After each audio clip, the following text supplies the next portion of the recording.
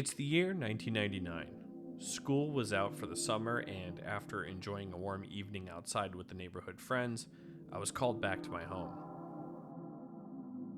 Across the country in San Francisco, California, the 5th annual Summer X Games were well underway. Though it was late in the evening, I asked my mom if I could watch the end of the X Games broadcast before bed. See, that evening was the best trick competition for vert skateboarding, and out of all of the games presented, this was one of the most exciting at the time to watch, due to their superhuman-like abilities in the air. But this evening was different. The crowd was hyped up and gathered around the halfpipe, the air was electric, and the announcer was searching for words the entire time for what he was attempting to witness. At the time, this man, Tony Hawk, was well known within the action sports community, but he was yet to become a household name. And even now, it's funny watching this video again and recognizing the other two skaters present on camera, Bob Burnquist and Andy McDonald. Because outside of that community at the time, they were not that well known. I remember watching this towering man drop in off this huge ramp over and over again. And honestly, I didn't even know what he was attempting to do at the time, let alone the weight of his eventual accomplishment and how it would change the world.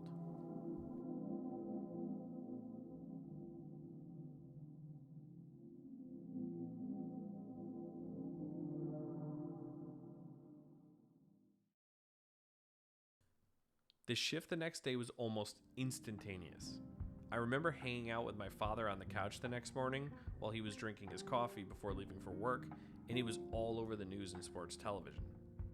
I remember later that day, me and my brother met up with our friends and started jumping from the jungle gyms and swings, trying to mimic the spins we saw on the TV the night before. At the time during summer camp, me and a bunch of random kids were running around basically doing parkour, but pretending we were on skateboards. Jumping up on lips, off of things, and it must have just looked ridiculous. But that's how intense the shift was for the kids in the suburbs after that happened. From that summer on, things got more extreme. The beginning of the Attitude Era was upon us, and the media landscape showed this change. WWF was going through its iconic Attitude Era, with stars like Stone Cold Steve Austin and The Rock giving us new wrestling moves to hurt our family members with. New metal was emerging on music television in an attempt to battle with pop boy band groups that were at their peak of popularity. And even TV for kids showed this change as well. One of my favorite cartoons on Nickelodeon growing up was Rocket Power. Rocket Power premiered shortly after the legendary 900, and basically followed a group of 4 kids who lived in California who did extreme sports, like skateboarding, biking, roller hockey, and surfing. The show explored themes of competition, rivalries, winning and losing, and most importantly, friendship and family. The show just felt different from a normal kids show. It was extreme, goofy, and sometimes relatable. We loved it so much we played street hockey with no rollerblades, because at the time none of us knew how to rollerblade. So we just ran around the street in shoes chasing the ball with our makeshift Walmart hockey equipment.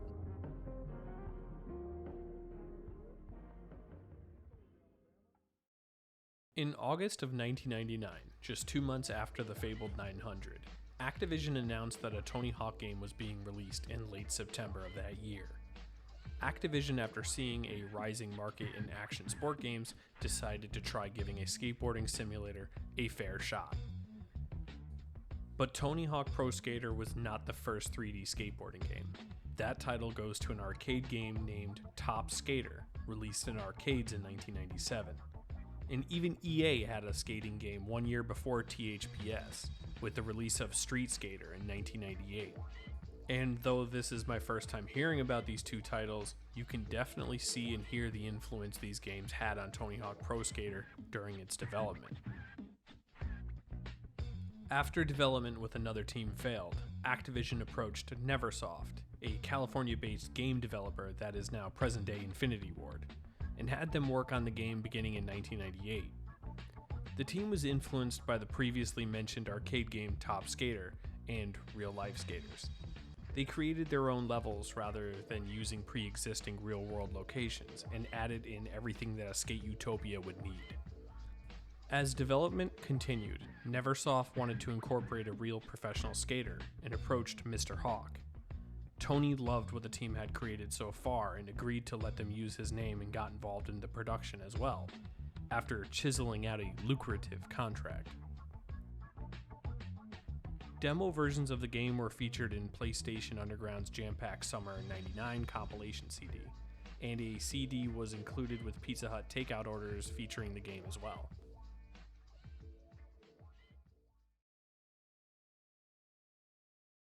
I still remember seeing this Neversoft logo for the very first time. The maned eyeball always made me feel unsettled, but what followed after that made me forget all about it. This intro went so hard, it really got you in the mood for what you were about to experience. A lot of these earlier Tony Hawk games play the same. We choose our pro skater, each with their own unique attributes, specials, and skill sets, then build our board, which were based off real-world pro deck designs. We were able to unlock more decks as we completed objectives within the game, along with new locations, secret characters, and demo videos. Experiencing the opening level for the first time was exciting. You drop down this massive slope into the main area of the level and bomb the first ramp you reach. Flying up into the air, you gradually gain confidence and begin smashing buttons to grab, spin, and flip the board. You almost forget that there are objectives, which always involved destroying something, reaching a point threshold, doing a trick off of a location, spelling skate, or finding the secret tape hidden within each level of the game. All of these things made replaying the game very addictive. I always really liked the New York Mall level, and my favorite trick in the game was Rune Glifberg's Christ Air. The game was released on the PlayStation, Dreamcast, and 64, and there was even a version for the Game Boy as well. It was hugely favorable amongst critics, and as of 2001, the game sold 3.5 million copies worldwide, and kicked off the franchise with a bang. But there was one more super important aspect of all the Tony Hawk games that shaped my life throughout the years, and that was its soundtracks. Being a young kid in the 90s, you were sort of stuck with whatever music the older people in your life listened to, which was normally whatever was popular on MTV at the time or on the local radio stations. Don't get me wrong, the music throughout the 90s was amazing, but the music from THPS 1 felt different than what was popular at the time. A lot of the music was from smaller artists, and there was a wide variety of niche genres featured as well, like hip-hop, drum and bass, and punk rock. Of course, who could forget about the ska track as well, which is very reminiscent of the time period. But the punk rock tracks in particular were thrashy, angsty, and rebellious. They made you want to, ride a bike without a helmet and stay out past 9 p.m. My favorite track from this game was Jeremy Was a Race Car Driver by Primus. Before moving on from 1999, I want to mention one last game, and that's Thrasher Magazine's Skate and Destroy. Developed by Z-Axis and published by Rockstar, Skate and Destroy was sort of pushed aside for Tony Hawk Pro Skater, but it was still unique in its own way. It was one of the first games to use ragdoll physics, and it was a technical skater before the likes of Skate. Which honestly may have hurt it, because of a learning curve that came from a more advanced control scheme compared to Tony Hawk's pick-up and play style. I remember 3 things from this game: not being impressed by the graphics, how funny the ragdoll physics were, and being chased by this damn cop who just instantly busts out a taser and chases you talking shit the entire time. It was very memorable.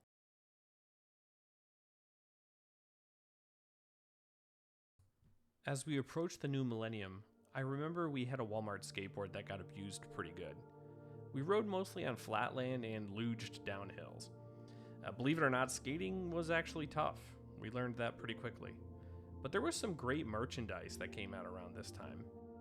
I remember skate clothing brands like Blind, DC Shoes, Toy Machine, and World Industries being pretty popular back then.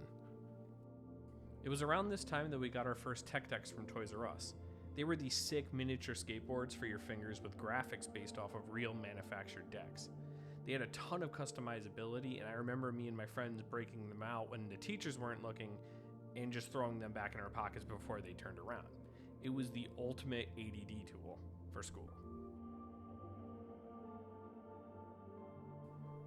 As I mentioned before, due to the bar of difficulty being so high for skateboarding, me and my brother became obsessed with a different action sport at the turn of the century, and that was BMX. For some reason, it was much easier to take a bike off of a ramp when you're 9. My father constructed a wooden transition ramp for us that we would launch our bikes off of, creating a larger and larger gap as we went. The ramp was less than a foot in height at its peak, but I still remember my brother catching some pretty decent air, and numerous neighborhood kids, including myself, eating shit off of it throughout the years.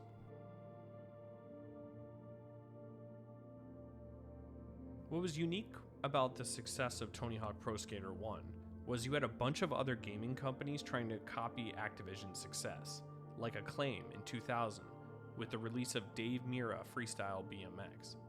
It was basically a clone of THPS, except you're on a BMX bike with hilarious ragdoll physics. And it followed the same formula. Complete 12 levels to unlock more equipment, locations, and riders. And throughout the next few years, many other video game developers will try to mimic the same success that this franchise had with other extreme sports. Hell, even Activision themselves attempted to duplicate this success with other games like Matt Huffman's Pro BMX, Kelly Slater's Pro Surfing, and Sean Palmer's Pro Snowboarding.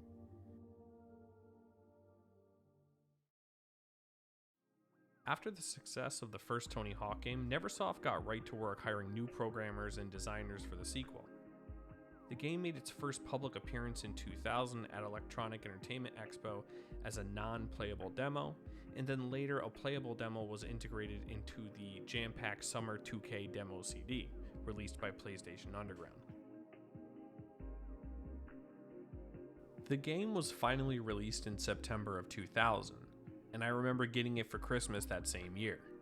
This was really exciting because it was the first THPS game we actually owned, whereas the first one we got, we just rented from the local video game store. I still love the aesthetic of this game's cover in its jewel case. It's something to do with the color combos, but it's just very nostalgic and I love it. New features for this installment included things like character customization, manual combos, and a custom level editor. But why though? Again, these games always find a way to make me unsettled. Anyways, these new features just added to the replayability of the game. Iconic levels were introduced like the school, New York City, the hangar, and my favorite, Marseille. Once again, Neversoft delivered an incredible soundtrack that I still listen to this day. It was my first time experiencing bands like Rage Against the Machines, Papa Roach, Power Man 5000, Anthrax, and Public Enemy. The game went on to sell 5.3 million copies across all platforms over the years, and is still one of the highest rated video games to this day. Did you know that in the version released in Asia, they had a K-pop group as their secret guests? A group called FinKL. Neat.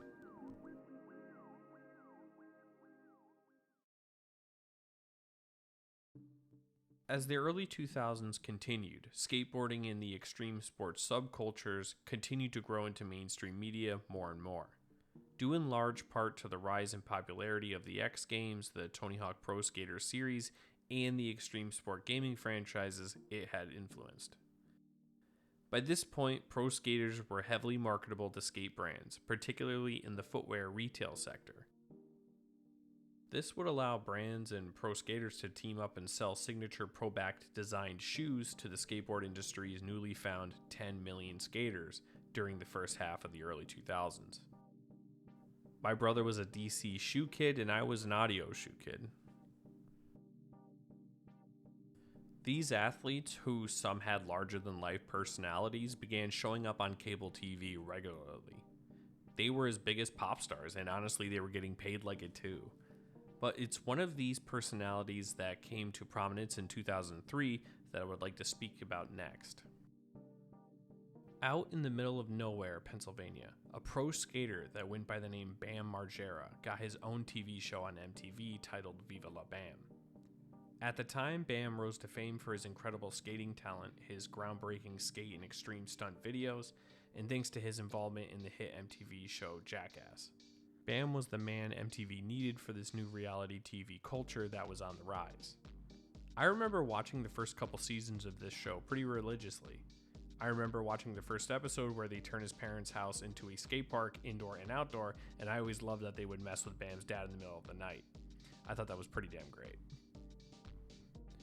The show follows Bam, his family, and close friends who, a lot of them were featured in the Jackass TV episodes, as every week they would try to find new ways to piss off Bam's parents and do something crazy to get that early 2000s "no way he did that" meme. The show would feature special guests like Billy Idol, Sean Penn, Tommy Lee, and the Hawkman himself. I remember they had some great musical guests too, like CKY, Guar, and Slayer. Ending in 2005, the show lasted 5 seasons and had a total of 40 episodes. Throughout those years, which were my preteen to early teen years, 12 to 14 respectively, it did have an effect on me during that time period. You tend to get edgy and a little rebellious, and you start noticing girls. The ones that I liked seemed to be interested in guys like Bam, so I tried to lean into that persona a little bit. Though to be honest, I was nothing like him. I don't think anyone could be. But at that time, I think a lot of teens begin to try to piece together who they are and build their own identities. This, I just remember, was one of my first attempts. However, this run-in with that show did reignite my interest in skating again, which coincided perfectly with the release of Tony Hawk Pro Skater 3.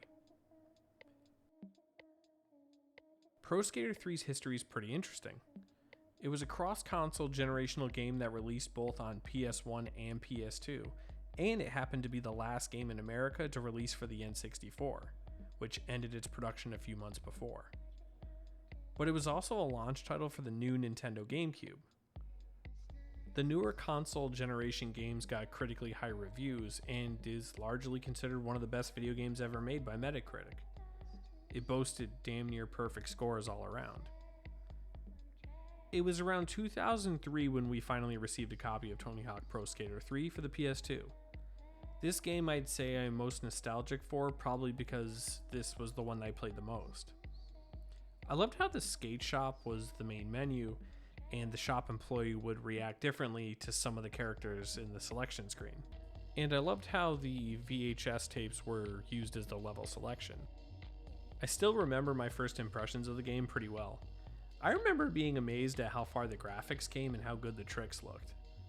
It still had all of the things that made the previous games great, like unique level designs, goofy NPCs, and objectives. This game also has some of my favorite Tony Hawk Pro Skater levels of all time, like Suburbia with the Haunted Mansion, Los Angeles, and the cruise ship. And I wouldn't be doing this game any justice if I didn't mention how amazing the soundtrack was for this game as well. It had a unique mix of rap and alternative rock, like Alien Ant Farm, CKY, and Del the Homo Sapien.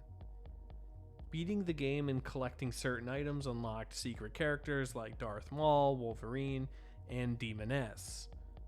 Wait, hold on a second.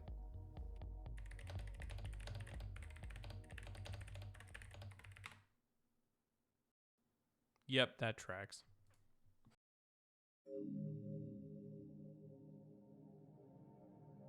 Later in 2003, me and my brother received a pretty amazing Christmas gift. My father, about a month before, took us to a local skate store and had us pick out deck designs we liked. And on Christmas of that year, we had 2 gifts under the tree. My Element logo deck, and my brother had a blue blind board. I'm not sure why, but I was absolutely obsessed with this deck design. I think because at the time this was my favorite color scheme. It was apparent in my favorite football team as well at the time, which was the Atlanta Falcons. I remember we got color-coded helmets, larger pads, and most importantly, the Tony Hawk Tricks and Tips DVD box set. We were good to go. Into 2004, we dove heavily into skateboarding. My identity shifted. I began wearing skate brands like Element and DC all the time. It had to easily be 80% of the clothes we owned were logo shirts. I remember the first time walking into Zoomies in this shop, TSX, feeling a bit nervous because the people who worked there were older teenagers and they acted so cool and outgoing. And I was with my mom, and it was a bit awkward at the time. Zoomies in particular at the time was super memorable due to its atmosphere. It had this old ratty couch at the center of the store where you could chill and play video games or watch the most recent skate videos. I remember seeing the pro decks hanging on the walls from floor to ceiling. It was pretty incredible. I was now a walking advertisement. I remember everyone in my friends group at the time could flatland ride pretty well, and we were all just trying to perfect our ollies. But this one kid, Ian, he used to be able to do kickflips, and that was enough for us to try to convince him to attempt to get sponsored. I'm serious, we got stuck on this for the entire summer. We talked about what we could include in our sponsorship video, what music we would use, and who we would send it to. I remember us being pretty picky with which company we wanted the sponsorship from. I think we figured maybe we could send it to Blind first for a small sponsorship deal, then we would have more leverage, ask Element or Flip for a bigger contract. After all, Ian could do a kickflip, and we could all at least land a successful ollie. And at the base of all these beautiful delusions was another Tony Hawk Pro Skating game, Tony Hawk Underground. Developed by Neversoft and published by Activision once again, Underground was a deviation from the classic format of past Tony Hawk games. Gone was the time-limited collectathon arcade-like gameplay. This game had you as an amateur no-name skater that you customized in an attempt to make it look like they didn't just shit their pants the entire game. I really enjoyed this concept, whereas the past games you just played as pros or your own nameless custom skater, this was you. Your journey, your toxic friendship. The story was unique from what I remember of it. You start off as a local skater who manages to impress a local pro, then burn a drug dealer's car for skate footage.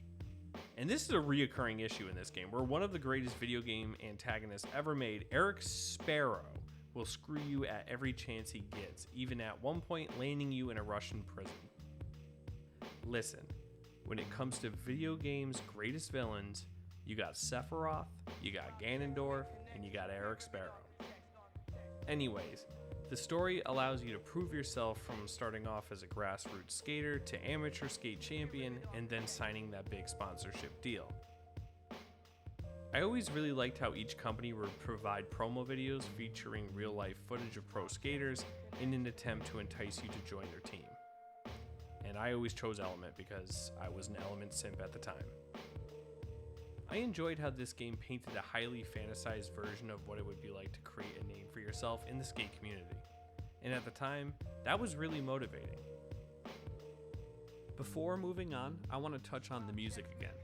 Up until this point, the music featured in these games have been super important.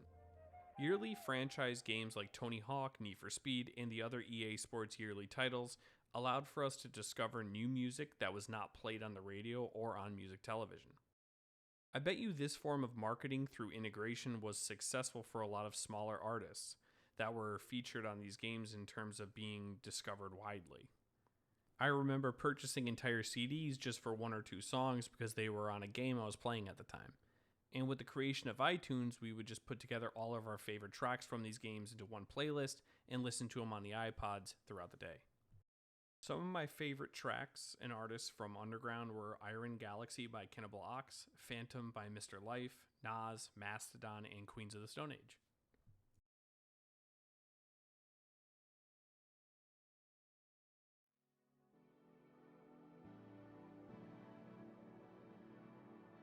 It's now the summer of 2004.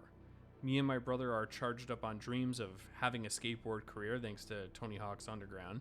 It was around this time we made probably our last real attempt at making something, anything out of skateboarding. I remember we watched Tony Hawk's Tips and Tricks and we thought we were ready for the big one, dropping into a half pipe. I still to this day could not understand why we thought dropping in was make or break. Like, we barely mastered flatland riding. I mean, sure, we could skate on flat land, but I would not say we were even close to proficient at it. Anyways, we got our huge pads and big bobblehead skateboard helmets and went over to this awesome indoor skate park in our city. I remember riding around the converted warehouse and seeing how amazing all of the ramps and rail setups looked in real life. It was like being in the game. There were skaters of all different skill levels, and it was nice to not feel out of place. But we were there for a reason. We went to the mini half-pipe towards the center of the warehouse and climbed our way up to the top while our dad watched from below. I remember watching people older than us drop in and grind a lip. They made it look so easy. But though the atmosphere was super positive, I remember being quite nervous. Standing at the top of that ramp, even the mini one, felt like you were standing at the top of a canyon. And skaters dropped in off half pipes 10 times the size. It was pretty damn wild to think about. But one positive aspect I do remember was the other skaters. Everyone genuinely seemed like they cared about the other person. There was cheering on, offerings of advice. It was nice. Plus, standing at the top of that vert ramp, you felt like Tony Hawk during the X Games event back in 1999. My brother was first up. He lipped his board and went to drop in. Boom! He hit the floor hard. Though he did get up relatively quickly, I remember thinking this is not going to be easy at all, and that I am totally screwed. But because my little brother did it, I had to give it a try too. I can still remember hitting the floor and how fast it all went, but we kept getting up and spent the entire day throwing ourselves at the bottom of this ramp. I think we managed to do it maybe 5 times between the two of us, but we just wanted to keep trying. Luckily, we were in our early teens back then, so we didn't get any lasting injuries. Well, that we know of. After that experience, we sort of dimmed down on skating once again. I think at the time learning to skate took commitment, and I think we expected ourselves to pick it up rather quickly. But honestly, we were just not that committed to learning in the first place, especially with so much else to experience in the other fads that were popular at the time.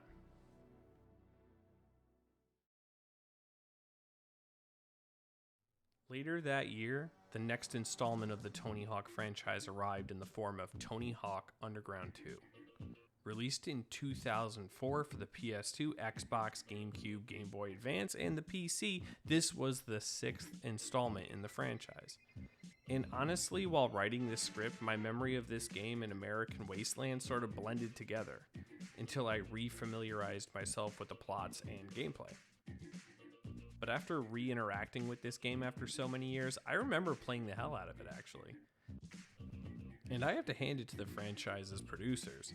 They seem to have released a new Tony Hawk game every year, and not to have main character syndrome, but they really evolved with me during that stretch of growing up.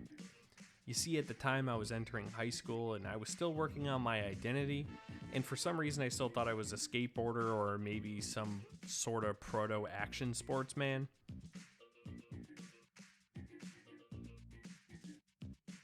It picks up where the last Underground game ended, back in Dirty Jersey. But this time Bam and Tony are up to no good when they decide to have a team-based tournament to see who can cause the most property damage around the world and pull off the edgiest pranks. I think they were feeding off the popularity of team-based reality TV shows at the time that were on VH1 and MTV.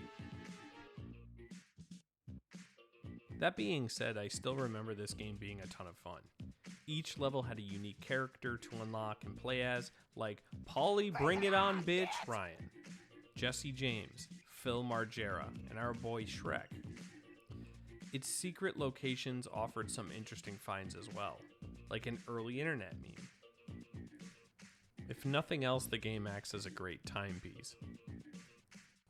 In terms of music, I think Thug 2 has probably my favorite soundtrack out of all the games. There's just a ton of variety. You got Faith No More, Frank Sinatra, The Doors, Disturbed, Lamb of God, Metallica, and Joy Division, just to name a few. I will say one thing that is certain about this game, and a lot of the THPS series of games from this era, is they are jam-packed with things to do aside from the main story. There's a classic goal mode, the park editor still exists, and there's a ton of Easter eggs, secret characters, and secret locations to hunt down.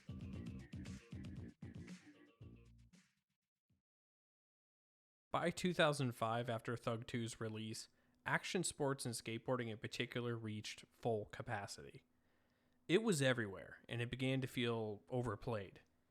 It felt like gone were the days of skateboarding being this rebellious, going against the grain of society niche subculture. It was on MTV at 4 p.m. after school. It was now the culture. Extreme sports athletes were in Taco Bell commercials. Jackass was now a movie series, and The Lords of Dogtown, which released that same year, mythologized skateboarding. The brands, the movies, the edgy, crazy, shock value pranks were all commercialized now. Which leads us to our final game I would like to cover, and that's Tony Hawk's American Wasteland. Released in 2005 by Neversoft Activision, it was the last hurrah of this style of skateboarding games before they got more physics-orientated and quote-unquote realistic. Wasteland was unique because it was the first Tony Hawk game that felt more open-world-like, as that was a feature that was becoming more and more popular in gaming at the time. Your protagonist is a no-name skater that moves to Los Angeles, California in search of a new start from a dull life back where parents just don't understand. Once arriving in LA, we instantly meet some really nice townies who bust our ass for wearing a long-sleeve polo. Luckily, we are at least cool enough to make friends with a punk chick named Mindy. Jesus Christ, Neversoft. Who introduces you to a skate guru named Iggy Van Zant, who is at risk of losing his skate utopia, the skate ranch. And it's up to us to track down legendary skate spots, items, signage, etc. and bring them to the ranch. It had our skater moving between Hollywood, Beverly Hills, downtown LA, and Santa Monica to track down the famous spots. The game was able to achieve this open world feel almost seamlessly by using loading tunnels between each of the major areas of the map, giving it an open world feel. The game is as unique as all the other ones. There was creative cityscape maps, even stranger characters, cheesy dialogue, and bizarre objectives. Basically all things that make a good Tony Hawk game. Plus you could ride a BMX bike. Playing this now, I can easily see its charm. It really is a ton of fun. It sort of makes me sad to think that something like this game would never be made again unless as a remaster.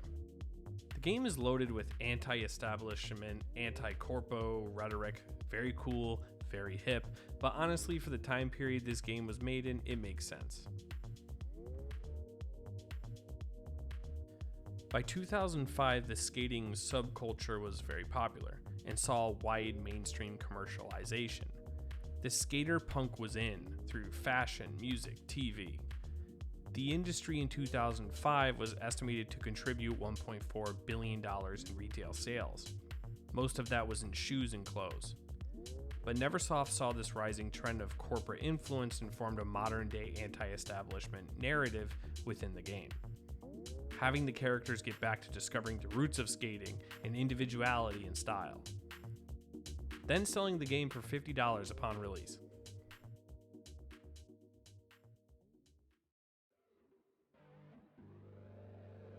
In the aftermath, by the beginning of 2006, I had given up on my identity of being a skater boy. I think it's funny things we consider hobbies now seemed much more important to us when we are younger.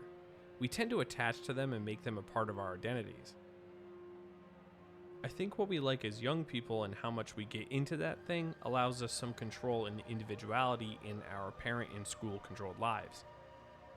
Due to this, we tend to take them very seriously. Being a skater boy for a while was my public persona.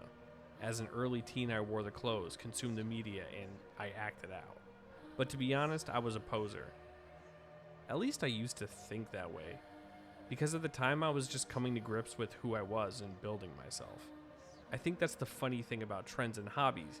Yeah, they might tell us a lot about who we are and what we like, but they also tell us who we are not. And I am not a skateboarder. And that's okay. I think it was the first career fantasy I ever had and failed to achieve as a young person. But within that failure, I did get to learn more about myself. Being able to go back and play these Tony Hawk titles brought back so many fond memories. For that period, there was a Tony Hawk game underneath our Christmas tree every year. It was something we looked forward to playing. It influenced us so much throughout the years, with fashion style, music, and it got an entire generation interested in action sports. Not to mention what that game did to the industry at large. The games introduced the masses to multiple different pro athletes from all over the action sport community, making them a household name and getting them paid. It popularized the action sports game genre. It inspired new young talent to join and pulled a declining industry in the early and mid-90s right out of its slump. Nowadays, skating is still popular and has a following. Though it feels like its glory days have passed, there is still so much great media to consume out there. On social media, I see skaters of all ages from different corners of the world throwing it down. The Summer Olympics has a skateboarding competition, which was the funnest event to watch during the Paris Olympics.